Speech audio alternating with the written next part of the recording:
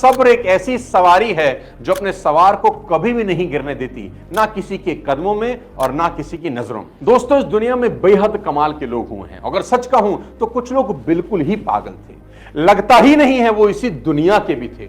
जहां आज सबको मैगी स्टाइल में तुरंत सक्सेस चाहिए, यहां एक ऐसे इंसान की बात करना बेहद जरूरी है जिसे जिंदगी के हर मोड़ पर हार मिली, पर उस इंसान ने हार नहीं मानी। वो इंसान एक दो बार नहीं बल्कि पूरे 1009 बार फेल हुआ।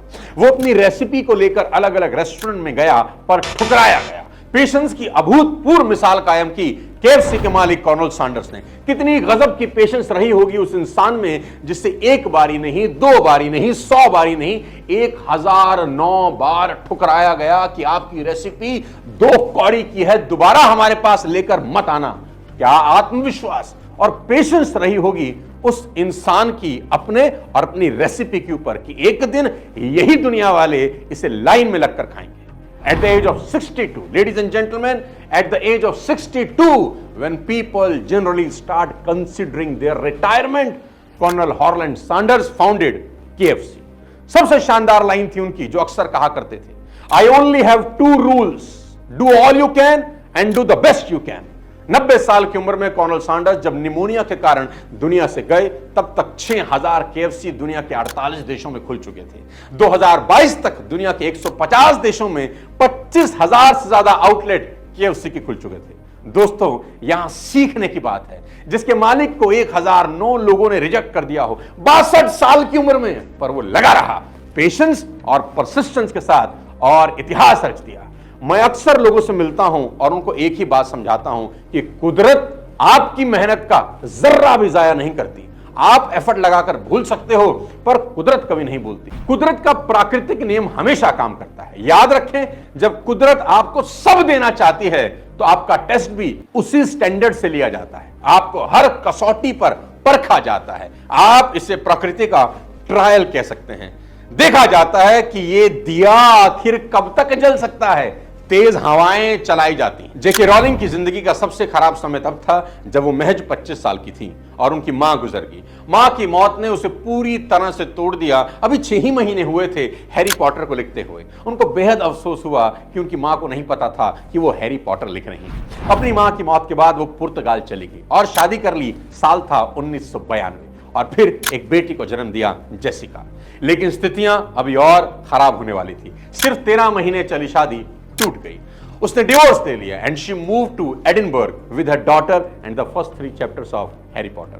पब्लिक कैफे में बैठकर बेटी जेसिका को हाथ में लेकर हैरी पॉटर लिखती रही, एक हाथ में पेन और एक हाथ में बेटी। 13 महीने की शादी टूट चुकी थी, रहने को घर नहीं था, मां नहीं थी, ब्रिटेन में अकेली सिंगल पेरेंट संघर्ष के दौर से गुजर रही थी। हर लिहाज से वो फेल हो चुकी थी। रोलिंग डिप्रेशन में जा रही थी और एक वक्त ऐसा भी था जब सुसाइड करने के बारे में सोचने लगी। सोचिए फिर कैसे जेके रोलिंग का लाइफ बदल गया। वो इतनी गरीब थी कि कंप्यूटर नहीं खरीद सकती थी, और तो और अपने नॉवल हैरी पॉटर की फोटो कॉपी करवाने तक के पैसे रोलिंग के पास नहीं थे। 90,000 वर्ड का वो नॉवल जिसको रोलिंग ने 12 बार अपने हाथ से लिखा क्योंकि पैसा नहीं था फोटो कॉपी कराने के लिए, और 12 अलग अलग पब्लिशर को भेज दिया और सबने पब्लिश करने से मना कर दिया।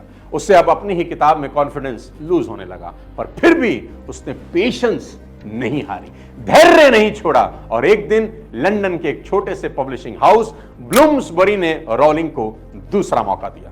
कुदरत का खेल देखिए साथी, उस पब्लिशिंग हाउस का सीईओ रोलिंग की दी गई स्क्रिप्ट को घर ले गया, और घर में उस सीईओ की 8 साल की बेटी ने जब हैरी पॉटर पढ़ी तो उसे स्क्रिप्ट से प्यार हो गया। उसके बाद जो हुआ वो इतिहास में दर्ज हो चुका है। अभी तक हैरी पॉटर की 500 मिलियन यानी 50 करोड़ से ज्यादा कॉपीज बिक चुकी हैं।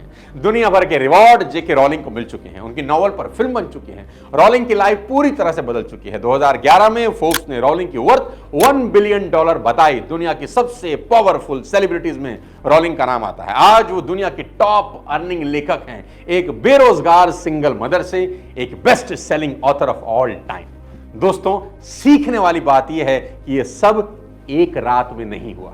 उन्होंने बार बार रिजेक्शन फेस की, पर अपना पेशेंस लूज नहीं किया और अपनी किताब पर लगातार काम करती रही, और फिर एक दिन कुदरत ने उसे दोनों हाथों से नवाज दिया। मैंने कहा था ना कि कुदरत आपकी मेहनत का जर्रा भी जाया नहीं करती। अगर आपके पास सपने हैं, आपका पैशन है, आपको बिलीफ है अपने काम पर, कोई फर्क नहीं पड़ता आप कितनी बार रिजेक्ट होते हैं, कितनी बार फेल होते हैं, बस रुकना नहीं है। अगर आप जिंदगी के सबसे खराब दौर से भी गुजर रहे हो लेकिन अपने काम पर बिलीफ है, देन डोंट गिव अप।